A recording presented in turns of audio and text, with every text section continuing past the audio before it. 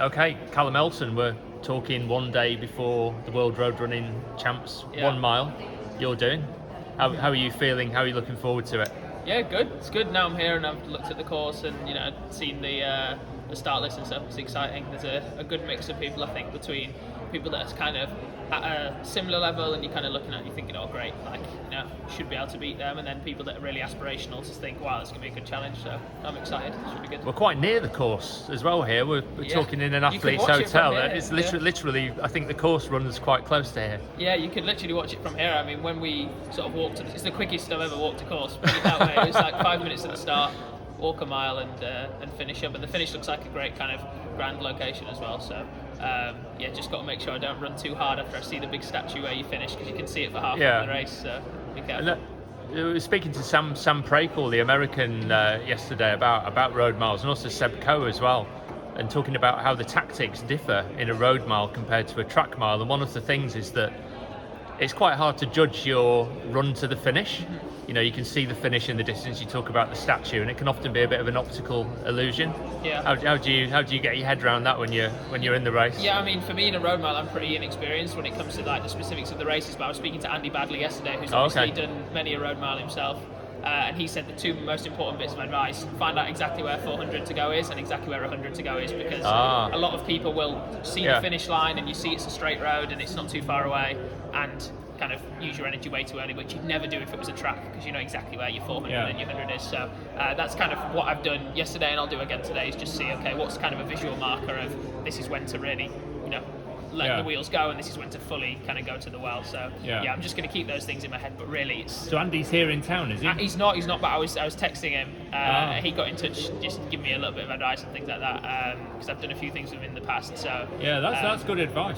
That's good advice. Yeah, so do you think there will be a marker with 400 to go? I guess I don't know if there'll be kind of a designated marker, but if I can just find something where it's like, okay, from this tree line onwards is roughly this, just for myself. But really, once you're in the race, it's 4 minutes, you just race the race. It's kind of, I'm not here to pace or run a certain time or think, oh, let me check my watch. It's just put myself in the best possible position to finish as high up as I can, and if that means going a bit harder than I'd want to, then you've got to do it, don't you? So Now you've got quite an interesting history as a runner. You're one of these what I would call a pandemic runner. You came up during the pandemic period when everybody had a lot more time on their hands and were doing different things, and you got stuck into running. You were playing football beforehand, and tell us a bit about that, how it all came about. I was running before the pandemic, and if you look through my junior results, I did a few English schools cross country and things like that, and so you weren't a complete beginner. No, I wasn't just bought some running shoes and started, but it was very much all my cross country days as a kid. I'd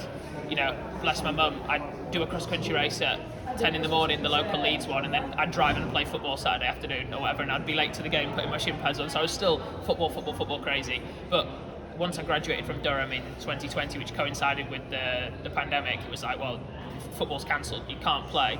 So it turns out, believe it or not, that if you're not getting kicked 3 or 4 times a week and have got bruises on your legs and you've got to take days off, if you train 7 days a week of running, you can actually get pretty good.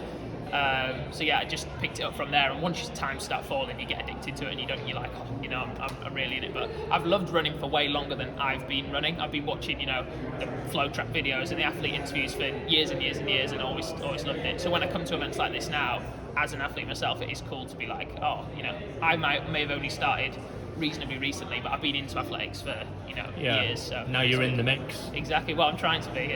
That's the plan. Yeah.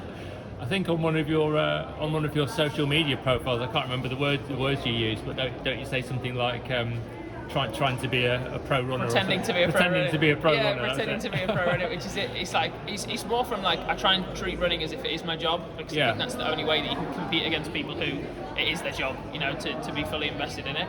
A bit of tongue in cheek with the kind of I am, compared to a lot of professional runners, putting myself out there a bit more, trying to do more stuff with brands and social presence and personal branding, more out of necessity in terms of a lot of you're quite active on social media, aren't you? And part of it is it's through no ego. It's literally if you wouldn't believe me if I told you the amount of races over the summer where I was trying to get into a 1500, and the catalyst between them going, we'll put you on the wait list to say, yeah, we can put you in the the race that's paced at 3:35 or whatever, was me saying, oh, I'd love for my videographer to come along, and we're going to make the event look great on make a video. And that was the thing that made the race director go, actually, we're getting a bit of free promo from it, we'll put him in. And that's what made me run 3:36, the only way I got into that race, And I know lots of athletes this year, they seem to have had trouble getting into events. It's been quite hard for athletes kind of at your level to actually get into races. You think that's actually helped swing it in a few cases? 100% has, and even I raced at that Tooting Beck BMC where we had loads of Brits, one of the fastest BMC races there's been, and even that was I was contacted via my Instagram profile to say, oh, we're setting up this race. We've seen that you're looking for a race, would you like to come? And then from there we messaged a few other people, and it was very much an online thing. It wasn't the traditional method of my coach will speak to this coach who knows this person that sorts it out. My coach is based out in America, so he doesn't have a clue what's going on the British domestic scene. It's left for me to kind of sort that stuff out. So yeah, it's not a necessity, but I think we'll see more and more athletes doing it, either from a financial perspective to go, do with earning some money here from some brand deals, I can't just rely on prize money, to I really want to get my foot in the door with this race. How can I make myself known or make myself a bit more attractive? If there's 2 3:35 guys and one of them is going to make you a 10-minute video that makes the event look great and it'll inspire more athletes to come next year and make your sponsors happy, which one are you going to let take that last lane in the 800 or whatever? You're going to choose the guy that's going to give you something else. So that's what I've been doing, and hopefully I won't have to rely on it next year, because I'll go in with some better PBs and have a bit more respect as an athlete. But this year I had to kind of do a hybrid thing, and it's worked pretty well. Yeah. I'm thinking, is this? I'm drawing a little comparison here with a runner who I think you know quite well from the circuit. Your similar-ish standard, Adam Fogg. Mm-hmm. Is that fair to say he's similar-ish? He's quite active on YouTube in particular. Similar standard to you. Similar, yeah. I think Adam's gone for a more traditional route in the sense of I think he wanted to run here as well, but he got ill and missed the. He had COVID, unfortunately, for the trial. Yeah, but he super talented junior. Obviously, was living out in Australia for a bit, and then he had some really good NCAA results out in the States. I think he came 4th indoors and like that, and that kind of holds a lot of weight to then progress to a professional group in America or whatever it is. But yeah, I mean, again, like I said before, I was running, I was seeing Adam's stuff of him going to college races here and college races there and thinking, oh, it's pretty cool, like someone's actually showing you what it's like. And not fully responsible, but then when I went out to America, I kind of had things to relate to from Adam and people that had done stuff. So no, it's a shame that he can't have raced the trial and possibly been here, but he'll get there, I'm sure. So obviously, you wanted to be in the mix on the pro running scene. You wanted to be at events like this. Mm-hmm. You started training more seriously during the pandemic. But it's easier said than done. You need a bit of talent, really. You can't. Not anybody just can't start running a bit more and suddenly, be running close to 4 minutes for a mile and getting into championships like this. Mm-hmm. So where do you get your talent from? Did your parents do any sports? Do you have any other sporting talent that runs in the family? My mum did track when she was younger, but she did 400 hurdles. So women's 400 hurdles is not exactly the same as men's, 5K or mile or whatever. But kind of had that passion for athletics. And then when I was crazy about football, I think that's why she was supportive to take me down to a cross country or race, because she'd done that stuff when she was younger. And same with, obviously, my grandparents had once taken her, so it was open the door, feel free to do whatever. But yeah, I think the older I've gotten, the more I've matured, the more I've realised that just how I am as a person, my personality is just so suited to kind of the individual sport of running. I'm quite a self-starter person. I don't mind spending time by myself. I'm not I'm a social person, but I don't need to always be out doing something. So I think it just lends itself to an individual sport, and I was very much able to park my team sport football days at uni and be 3 years, put it in a box, great time, great friends, and now go on to something where I can really feel like it's only me that decides how far I want to push things. You're not relying on other team players or things like that. It's just you put in the work, you'll get results. If you don't, try again, might get results. And it's an endless process. And being here with people like Johnny Miller, that I've not really met and been around before, I was chatting to him last night about he was doing 15s one day and now he's all the way up, and he's done his 12th or 13th marathon, and it's interesting to see how you feel like you get into as far as you can in one distance or event, and then suddenly there's the next thing and the next thing, the progress can be big. So it's exciting.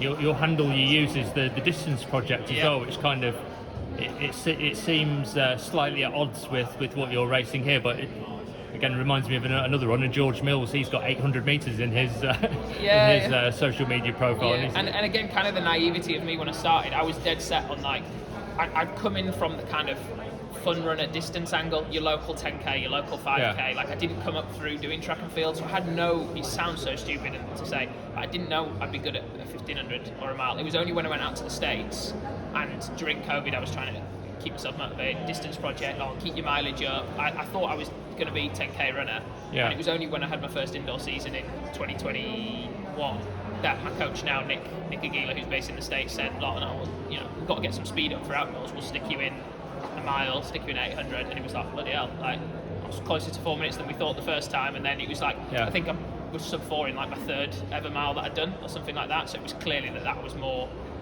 in tune with that for whatever natural talent or ability I had, and from there, that's why. So really, it should be the middle distance project, I guess. So are you?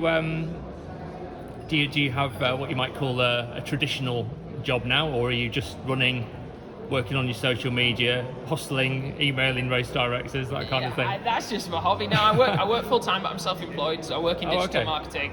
I run like data analytics and paid ads for like e-commerce companies. So crikey, you're a busy guy then. Brands that are selling it. Yeah, but it's like I said, I'm self-employed, so it's great I can wake up this morning, do a couple of emails. My clients know that I'm doing something that's reasonably important, so they're not scheduling meetings and stuff like that. So and I'll always do something like that in terms of I love having passions outside of running because it can consume you so much, especially when you're not running well.